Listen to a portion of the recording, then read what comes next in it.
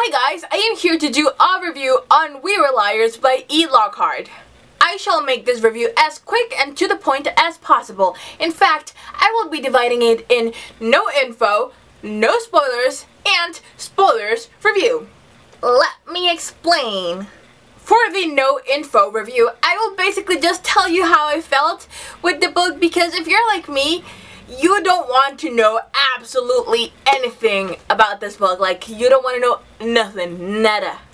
A lot of people have mentioned it. It's one of the key points to getting into the story, not knowing almost anything. So I will just tell you a very general aspect of how I felt, and well, let you know that I really liked it, so you should read it.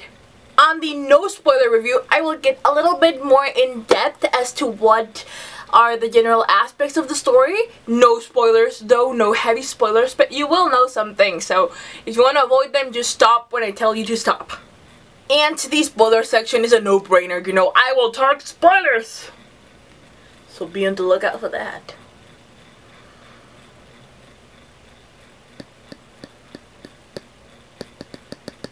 Starting with my no information review, everyone is welcomed here. I just gotta say that I loved this book so much, so much. It was just a gorgeous story, sweet in many aspects, and I just thought that, like, I don't know, it was just so beautiful, beautifully written, beautifully told. Everything was just so beautiful. Everything I was seeing in my head, the characters, everything was just gorgeous. The cover design is also just as beautiful, and I mean, look at the inside with the little bubbly things. I don't know, it makes it all feel like so dreamlike and special, and it was such a special story. And it also has a little map in here, like somewhere. And when there's a map, you just know that shit's about to get cool and interesting, you know? It's part of it. It's just a part of it. Like a little family tree, and then the map. Where's the map? Okay, here it is. Here it is. Like a little map, and it's just so cool. That's it for the no info review. Now go on ahead if you don't want to know absolutely anything else about the story. Just go and read it, because it's really cool. It's really cool. Now, for those of you staying, whether or not you've read or not read the book, I'm just gonna give some very general aspects of the story. It's about the Sinclair family, which is a very wealthy family in America, apparently. And the grandpa, Sinclair, has a private island in which all of the family just goes there to live every summer, and you can see small glimpses of each summer that's gone there, or at least a few of them.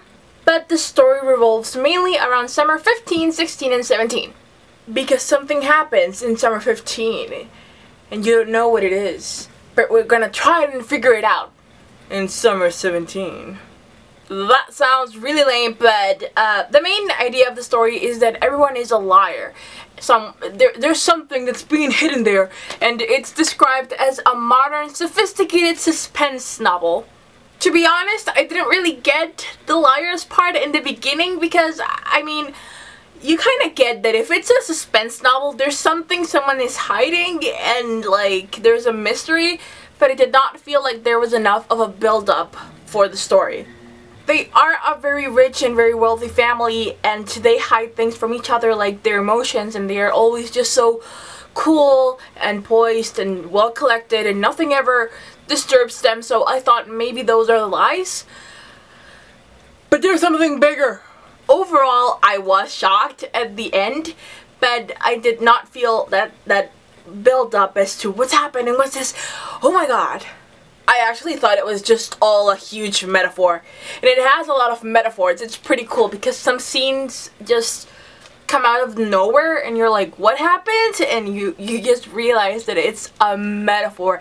It's actually a metaphor, and I had to read like two times through them to get it right. So if you get into it and it feels kind of slow, just keep pushing, because it's awesome, and like, just think about it. Like, really get your mind thinking when everything is happening, because everything that happens leads up to something, and once you know what that something is, you're like, oh my god, oh my god, oh my god. I did not see what happened coming, like, not at all. And I saw some people describe it as a sad story. I did not think it was a sad story. I thought it was beautiful. I said that way too many times already, but yeah, it's just such a sweet thing. I don't know. I shall talk about it more in the third part of this review. The spoiler part. The heavy spoiler part. Like, real spoilers. Don't continue. So yeah, I highly recommend it, and I gave this book 5 stars, just so you know. So, go check it out, go get it, and, you know, get into mystery. Get into it. Ooh, it's pretty short, it's pretty short. And now I'm going to talk heavy spoilers, so please exit if you've not read this book. And if you just don't give no fucks, it's like, well, what can I do? What can I do? Okay, so we were liars. Oh my god, the ending. Oh my god. Like, did any of you guys that actually read it see it coming? I didn't. I don't know why. It makes sense now, but I was so wrapped up in the thing that I actually thought that the idea of the novel was that they were lying to each other in the sense that they were just keeping up this facade that they have perfect lives when it's not true. But Jesus, it was a big secret. There was a mystery. Like at first when she's talking about the accident with the cliff and her jumping, I don't know. I thought it was a bit of a mystery, but it wasn't that much of a mystery. For a moment there I thought she had been raped or something. I didn't really get it. It was very misleading, and then it just sort of got forgotten about. But then Mirren says further into the novel that Summer 15 was really fucked up. And like so many things that shouldn't have happened that summer. I was like, oh, so something did happen. It did happen.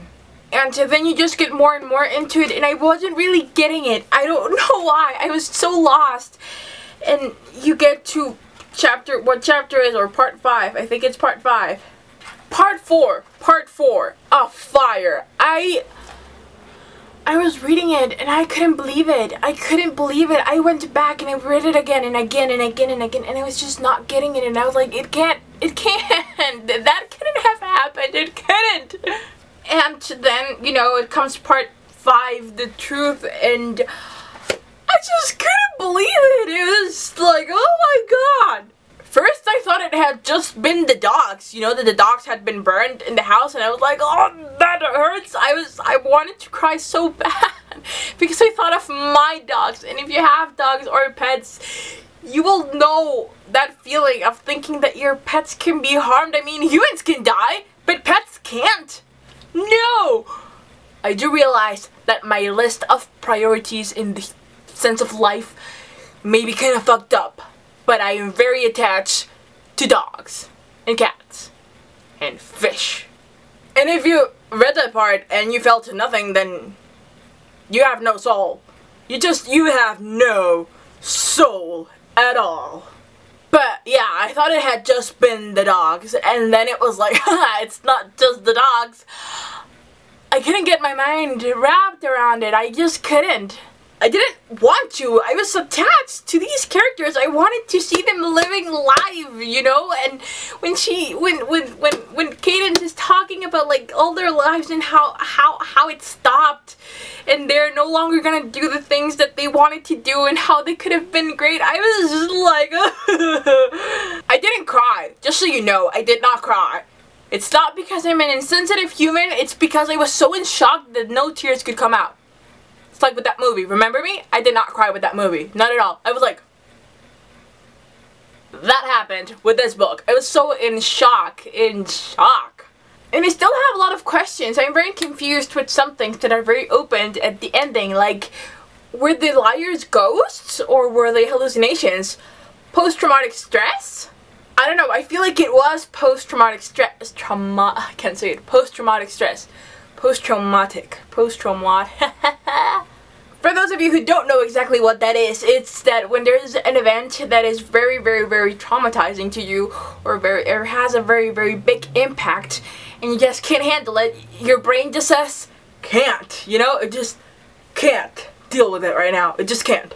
And it can do many things. You go into shock, or you just forget about the whole event, or you can make things up to protect yourself. That's what it does. I've had post-traumatic stress, and it can last years, guys. It can last years. For me, it took 7, 8, 9, 10, 15. It took me 9 years to remember one thing. It took me 10 years. No, 9. Sorry, 9. It took me 9 years to remember something. Jesus, it can take a long while. Cadence most definitely had post-traumatic stress because she could not remember the accident. She did not remember that. So I would not be surprised to think that the same stress was causing the hallucinations. Makes sense? Makes sense? Makes sense to me. Oh my god. It was horrible. Horrible. And I also get why she was giving away all her stuff and how that was a form of self-punishment, you know, thinking she didn't deserve to be tied up to anything or own things of her own. And it's like, it hurts. It hurt to read the story. It hurt to feel her pain because I felt her pain. I felt the pain of each one of the liars. And I just thought it was so beautiful that her mom kept reassuring her that I love you. I love you in spite of what you may or may have not done. Your aunts love you in spite of what you may or may have not done, and also your grandpa loves you. We all do. We forgive you. And that just got into my feels. And you get it, no, it was an accident and they sort of panicked. They were young. It was a disaster. It was a mistake and I don't feel like she was to blame at all. But it was a big thing to deal with, and I feel so pathetic because I'm talking about it like it was real, even though it wasn't, but I feel like it was. It didn't happen, it's a novel. It didn't. But it still feels very much real to me, and I loved it. I loved it so much. And I still do not think it was a sad story. I thought it was very sweet in many ways. A sad, bittersweet kind of feeling at the end. Very bitter. But sweet. You know, it comes afterwards, like, ugh, I had to deal with all of this, but at the end, it's nicely wrapped up in pink ribbon. Why can I say things? A bittersweet ending wrapped up in pink ribbon. There it is, I said it. Woo! It was a very unique novel. I have not read anything similar in the YA world. I don't know, I think we need more stuff like this. It's very thought-provoking, and it may not be like a light and fun contemporary read, sweet chicklet, but it's something important, and it's something that I got so much out of, and that I feel we need more. So in spite of looking bubbly, and it not feeling like so much of a build-up, and like, oh my god, it's a huge mystery, in the end, it was very surprising, it was very shocking, and it was very beautiful. I thought it was gonna be a very short review, but I got a feeling that this is gonna be a very long review. I am so sorry about that. But it turns out that I had a lot to say about this book, and that's always good. Highly, highly, highly recommended, and I really hope that you guys enjoyed it. If you read it, really hope you did. And if you already read it, and you're gonna leave a comment, what? And if you already read it and you're gonna leave a comment, don't be an asshole. Don't put spoilers unless you say, like, in big bold letters, spoiler alert. Thank you so much for watching. Let me know your thoughts in the comment section, and I will see you guys in the next video. Bye! Oh, if any of you guys has read anything else by Lockhart, is it good? Do you recommend it? I mean, I want to read it. I definitely do. But is it good? Let me know if you have a video review or a Goodreads review. Leave a link, please, so I can check it out and see what you thought. Yeah, excellent. Bye!